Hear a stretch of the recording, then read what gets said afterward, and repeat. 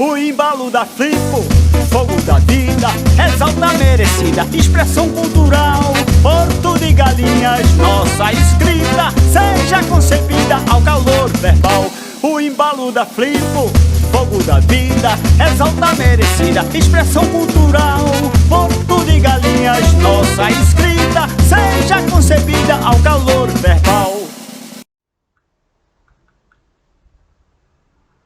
Olá pessoal, eu sou Danilo Lúcio, professor de comunicação, produção audiovisual, também trabalho com produção cultural, fonográfica, há mais aí de 15 anos. E para mim é um prazer participar dessa 10ª Flipo, que está homenageando Abelardo da Hora, uma iniciativa maravilhosa do grande amigo Alexandre Santos, a quem eu agradeço pelo convite e pela oportunidade de falar sobre música. E aí, Alexandre me deixou bem aberto e pensando no que a gente já conversou, eu pensei em trazer justamente o tema da Flip deste ano, que é Vem Aí um Novo Tempo. Pensando em Vem Aí um Novo Tempo na música, tratando de música que é um recorte enorme, é um recorte gigantesco para se falar de música. Então eu vou trazer um recorte da música enquanto um produto fonográfico. Então, pensando em música até de John Blacking, que é um etnomusicólogo, e aí John Blacking fala que a música é um sistema modelar primário do pensamento humano e uma parte de uma infraestrutura humana. Então, essa questão do fazer musical depende de uma ação social, e essa ação social a gente pode pensar na sociedade como um todo. Então, o que eu acho interessante desse sistema modelar primário do pensamento humano é que a música faz parte dessa infraestrutura da vida humana há muito tempo, há muitos e muitos anos. Então, trazendo para esse recorte que a gente quer falar, vem aí um novo tempo.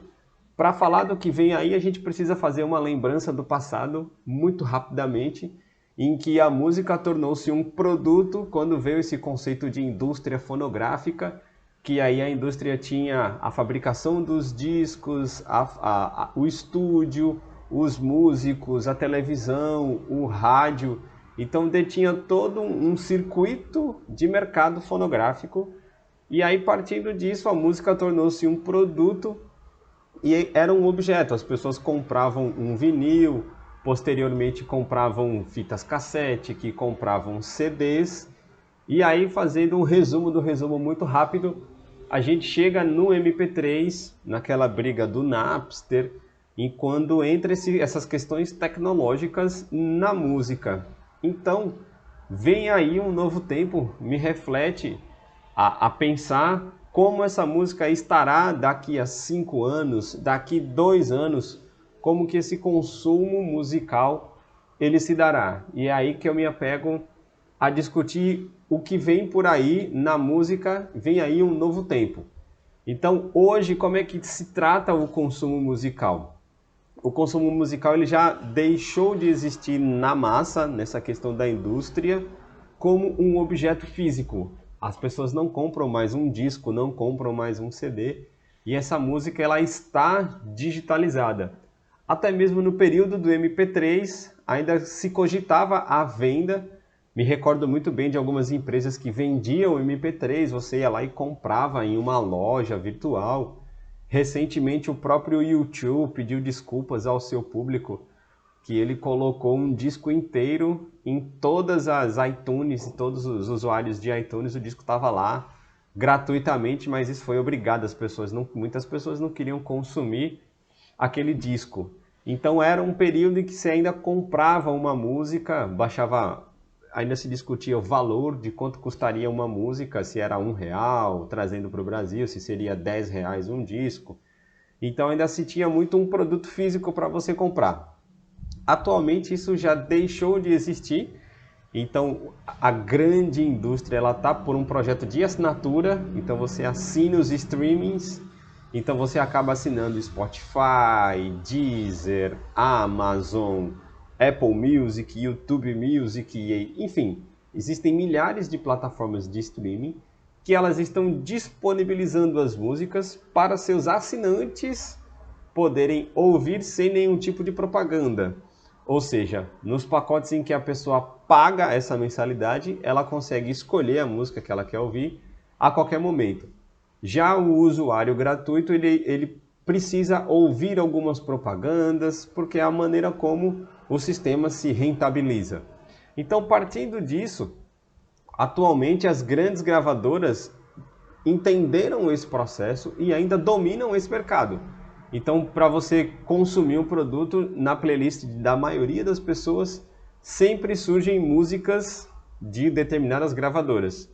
Qualquer gênero musical que seja, do brega ao funk, do samba ao rock, do frevo ao axé, na maioria dos casos sempre vão trazer músicas das grandes gravadoras. E aí entram nessa questão dos algoritmos. Como os algoritmos entendem o consumo musical da pessoa.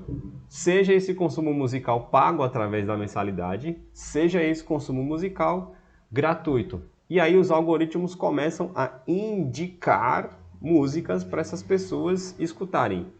O grande dilema de quem não faz parte desse processo das grandes gravadoras, que as grandes gravadoras ainda têm o poder do investimento, ainda investem nesses artistas para fazerem partes de playlists, para a própria plataforma, citando o Spotify como exemplo, traçar esse método de encontrar essas pessoas através dessas datas, através de entender esses algoritmos, como se encontra nesse processo para encontrar o público para a pessoa escutar a música.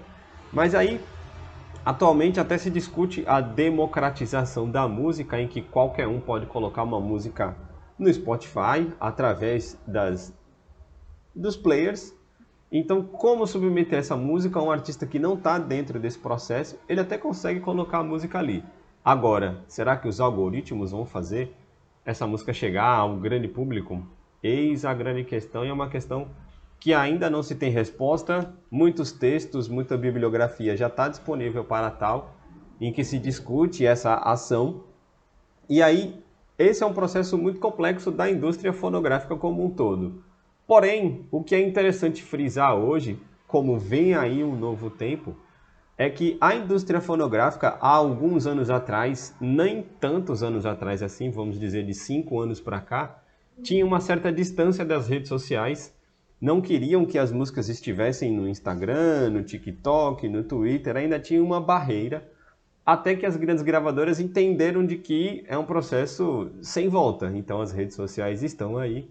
Partindo dessa ideia, a indústria fonográfica começou a negociar o seu acesso ou o seu acervo a essas plataformas. Então, trazendo um estudo de caso do TikTok, por exemplo, o TikTok começou a assinar contrato com inúmeras grandes gravadoras para que aquelas músicas estivessem nas plataformas e que aí algumas pessoas que geram conteúdo, alguns ativistas sociais, ou então que fossem youtubers, ou que fossem pessoas que viralizam na internet, que trabalham com isso, gerassem conteúdo utilizando a música dessas grandes gravadoras. Então, partindo dessa ideia, começou-se aquelas questões das dancinhas. Então, hoje tem muito conteúdo no TikTok, por exemplo, que retrata a música contemporânea, artistas novos, como também resgata artistas dos acervos das gravadoras, seja qualquer gênero musical que for. Então, o TikTok acabou gerando direitos autorais para essas gravadoras. Então, acabou rentabilizando artistas que muitas vezes estavam lá com o seu perfil XYZ, que as pessoas já escutavam o seu nicho de mercado e acabaram trazendo para o novo público. Então isso aconteceu com algumas séries, as séries eram exibidas e aí determinado gênero musical que já estava lá nos anos 80, nos anos 1990, por aí vai, resgatou aquele artista, trouxe para a contemporaneidade e muitos jovens que não conheciam acabavam conhecendo. E aí usam essa ferramenta a favor. Então esse novo tempo está nessa fusão de redes sociais, mídias sociais com a indústria fonográfica para essa indústria sobreviver. Para essa grande mídia sobreviver, essa grande indústria poder ter a veiculação musical e novos artistas surgirem, novos acessos a esse conteúdo poder ser possível. Então, o que acontece voltando para o exemplo do TikTok? Muito conteúdo começa a ser veiculado com 15 segundos da música, depois o TikTok libera 30 segundos, hoje já tem vídeos até com 1 minuto, em que utilizam de músicas de acervo gigante. Então, que pode ir de Beatles a Anitta, enfim, o acervo ele está, não posso dizer que todo disponível, mas a grande maioria do acervo da indústria fonográfica ele já está digitalizado e atrelando esse processo ao digital. Então, o que vem por aí, o que vem de novo nesse processo é essa integração cada vez maior dessas mídias digitais. Porém, a gente precisa lembrar dos nichos musicais. Trabalhar com a grande indústria, maravilha, mas ainda é preciso lembrar dos nichos musicais. Então, a gente pode citar aí o heavy metal, pode citar o rap, pode citar outros gêneros musicais que têm o seu nicho de mercado e aquele nicho de mercado acaba consumindo de uma outra forma, ainda voltando para a mídia física, comprando um disco de vinil, comprando uma fita cassete ou até, quem sabe, comprando um CD. Já existem críticas, já existem textos de que provavelmente o CD ainda retorne de alguma forma como um objeto. Algo que possivelmente eu não acredito que ele não tem tanta mística como o vinil, mas também eu não sei o que vem por aí. Pensando nesse raciocínio do que vem por aí, esse nicho de mercado acaba vendendo esses produtos, porém não é só o disco de vinil. Então ele vai vender outros subprodutos dentro desse disco. Então é uma coleção exclusiva, é um disco colorido, vem com vários brindes, adesivos, links, possibilidades para que o entretenimento seja maior do que comprar propriamente o disco. Então esses nichos também continuam trabalhando fortemente. Lembrando que eu estou trazendo um recorte de Brasil. Se a gente falar de um recorte mundial, ainda as grandes gravadoras vendem 100, 200, 300 mil discos de vinis de grandes artistas. Então esse é o primeiro recorte do nicho, tratando de rede social desse novo mundo. E o que eu estou achando super interessante são os fenômenos fílmicos. Então, o que é interessante de trazer de filmes tanto infantis quanto infanto-juvenis é resgatar músicas dos anos de 1960, 1950, trazendo para a contemporaneidade e fazendo com que esses jovens que já nasceram nos anos 2015, 2010, que não entenderam ou não têm interesse em buscar essas fontes musicais, a consumirem esses conteúdos. Então eles acabam contrapondo muita coisa do tipo, olha, eu escuto o passinho, eu escuto brega funk, eu escuto sertanejo, porém eu também escutei uma música lá dos anos 60 que o filme está trazendo à tona. Então muitos desses blockbusters, no sentido de filmes que foram feitos para grande plateias, não são filmes de militância, é um conteúdo infantil, é um conteúdo até de ação, acabam fazendo esse resgate e aí essa música do filme acaba viralizando nas redes sociais porque são gerados os conteúdos. Então aí os youtubers, os influencers, os digital influencers acabam trazendo esses conteúdos para as suas redes. Então TikTok, YouTube estão lá citando a música, gerando veiculação dessa música. Assim como também há um processo de releituras de outros gêneros musicais em que novos artistas gravam essas músicas e acabam gerando interesse no público novo em consumir quem são os originais, assim como também tem muito conteúdo novo que viraliza em filmes e aí desse novo contexto também surgem essas mídias sociais. Então, o fenômeno do TikTok, do Instagram, do Twitter, ele é benéfico em 2022 para a indústria da música, porque entendeu como usar essa ferramenta a favor. A indústria conseguiu entender que não adiantava brigar contra esse sistema digitalizado, contra esse sistema dos algoritmos, e aí entender de que forma podemos usar a favor da grande indústria. É isso que eu acho fantástico e é isso que é super interessante da gente refletir. Porém, a reflexão que eu deixo é para o artista independente, aquele que não tem o apoio da grande gravadora e que precisa viralizar de alguma forma. Então, esse artista ele acaba sendo cada vez mais youtuber, cada vez mais mídia social para que ele esteja nessas plataformas e que de alguma forma o conteúdo dele engaje dentro desse engajamento para a partir disso ele subir para uma grande mídia. Então também tem casos inversos de que ele começou independente, conseguiu encaixar um meme, conseguiu encaixar uma dancinha no TikTok, alguma coisa nessas plataformas e aí a grande gravadora suga essa pessoa para a grande mídia ou ele vai ganhando processos com a sua própria selo, para que aí ele quer administrar sua própria música e criar sua própria carreira. Então tem esses caminhos e esse novo mundo que vem por aí, na minha forma de enxergar, na minha leitura, ele está cada vez mais digital. Porém, precisa haver uma negociação. Recentemente, inúmeros artistas das grandes gravadoras começaram a reclamar da pressão para eles serem divulgadores digitais. E eles disseram, olha, é muito complexo ser um artista e divulgador digital, porque há um conflito geracional. A geração talvez não entendesse muito bem. Já os jovens, os novos musicistas, as novas bandas que estão surgindo de jovens aí com 15, 16 anos, já estão completamente digitalizados, então já entendem desses processos e têm a agilidade, que é praticamente diária, de moldar essas novas plataformas e que talvez gerações em que as pessoas já tenham 30 anos já demorem um pouco.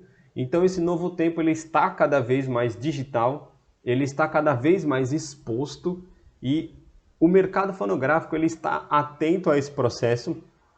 E todos os gigantes como Sony, Universal, as grandes gravadoras, a Warner, eles estão atentos a tudo isso e com a agilidade que o digital pede. Assim como há um mercado gigantesco de um mercado independente, que aí a gente sai na margem dessas gravadoras e aí começa a trabalhar, por exemplo, aqui em Recife, o passinho. Existem diversos MCs que têm os seus canais no YouTube, que têm as suas músicas nas plataformas digitais, que não são grandes gravadoras, porém são grandes distribuidores do segmento. Então, Recife existem milhares dessas pessoas, a gente pode citar como o Thiago Gravações, por exemplo, que espalha esse conteúdo e ele não está dentro de uma ótica de grande gravadora como Sony BMG. Mas ele atende esse conceito de grande gravadora do gênero do passinho, por exemplo, ou do brega funk. Então ainda há uma margem no sentido de que as pessoas têm esse pertencimento e elas acabam consumindo o que está próximo delas, que está ali na periferia. Então está na periferia, está à margem dessa grande música. Então quando a periferia quebra esse processo que entra na grande mídia, isso também é um processo interessante e a digitalização está por aí para auxiliar. Então era esse o meu recado, era esse que eu queria falar e eu quero mais uma vez agradecer ao meu amigo Alexandre por essa oportunidade e parabenizar por essa feira, por esse grande evento. Muito obrigado e um abraço para todos e todas.